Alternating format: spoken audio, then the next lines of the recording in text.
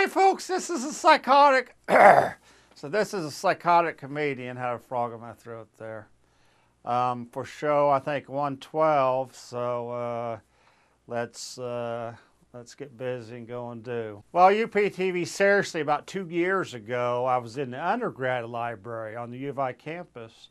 Yeah, I was waiting for my acting teacher. Yeah, seriously, and 10 minutes later, security came in and put me in handcuffs, for Christ's sakes, and dragged me out of the coffee shop. I said, "What the hell are you doing?" And they go, "Well, you were spooking the workers there." I said, "Well, I didn't do anything." They said, "Well, Paul, licking your eyebrow with your tongue probably spooked them a little bit." So, but anyway, I said, "Isn't every guy on this campus a potential threat?" I'm like, "Duh."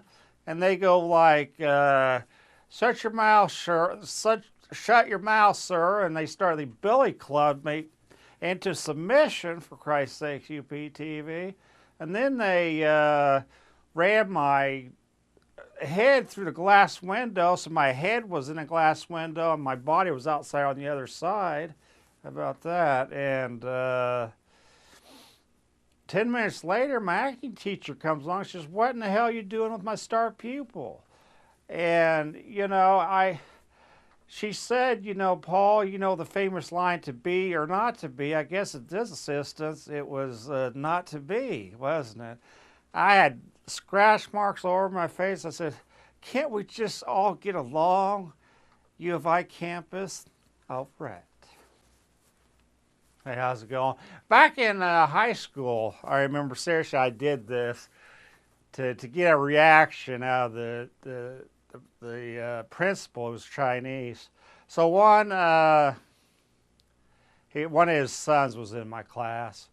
And I go in there during recess, during lunch hour, right? And I go to the free throw line, or the mid-court line, and I was just throwing them, behind me, over, and hitting the basket every time. And I said, and to the right of me was this guy that really impressed me. He's really muscular, not the bulk type, but he had muscles that stood out, and he was like short-limbed or whatever. He was on the side up there lifting weights. Anyway, I said, "Oh God, here he comes." And he goes, "Paul, why don't you go out for basketball?" And I go, "There's a bug." Oh shit. Then I was chasing the bug around the gym floor, and he goes, "Oh God." He says, "This guy's got more issues than whatever." And he walks back, he walks back to his office. I'm still shooting, throwing him in there like there's no tomorrow. And finally, I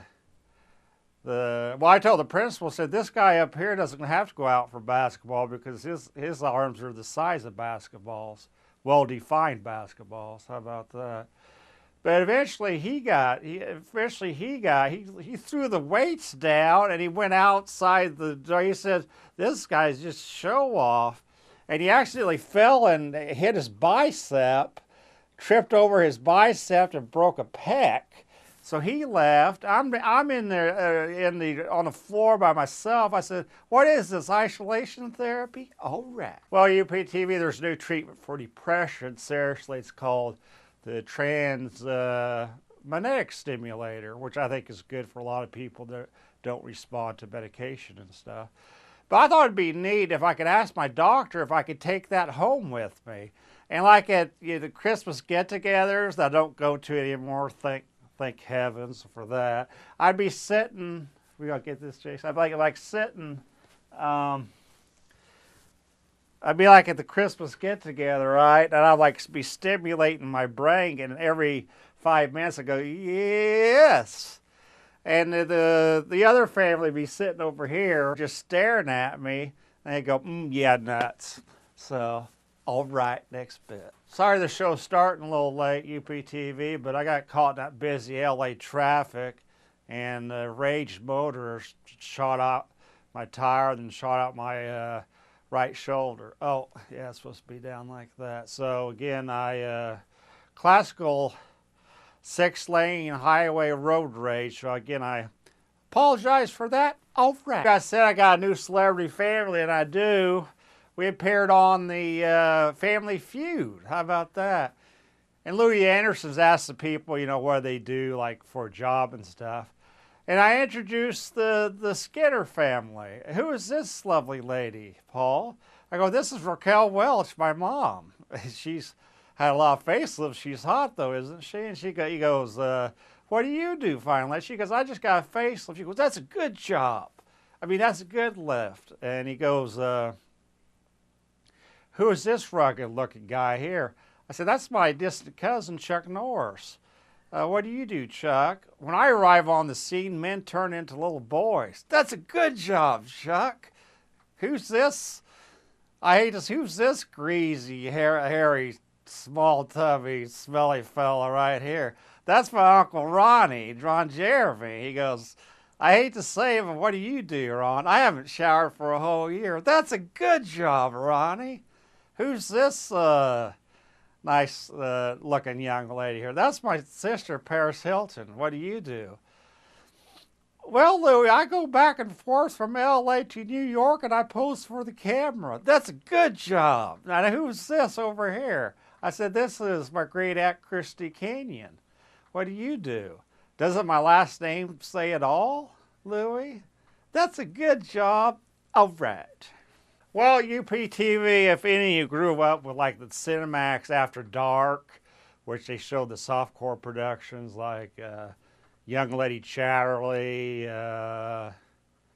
what's some others? I forget the others, but that was one of the main ones. I feel like my show should be called the Psychotic Comedian After Dark, because my show comes around, you know, early morning hours, 2 o'clock or whatever. And because in a half hour before my show, there's just like a naked guy sitting there going, yeah, good. Yeah, whatever. Then my show comes on. A lot of things I say on the show are serious stuff that I've been up to. But it's been like 10, 15 years ago, I took a sex class at human sexuality at Parkland College. And for our final exam, the instructor said wanted each of us to write seriously a report on the history of the adult film industry.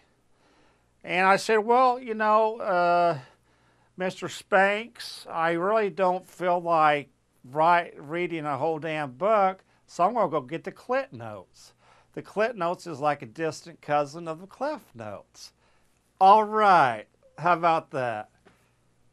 That's the end of the show, folks. I think I did pretty well today. Jason Leggett's here as usual. I'd like to thank him so much. And Dan, keep up the good work with the switching of the frames. I love it ever since you've started it. And I've seen Jake today. Same old good fella. I want to thank you so much for watching my show as usual. And I got bits already for next week, so I'm going to be back next week. Oh, I want to sing a song. I forgot. I got a song to sing. I'm sorry. You ain't done with me yet. How about that? Okay.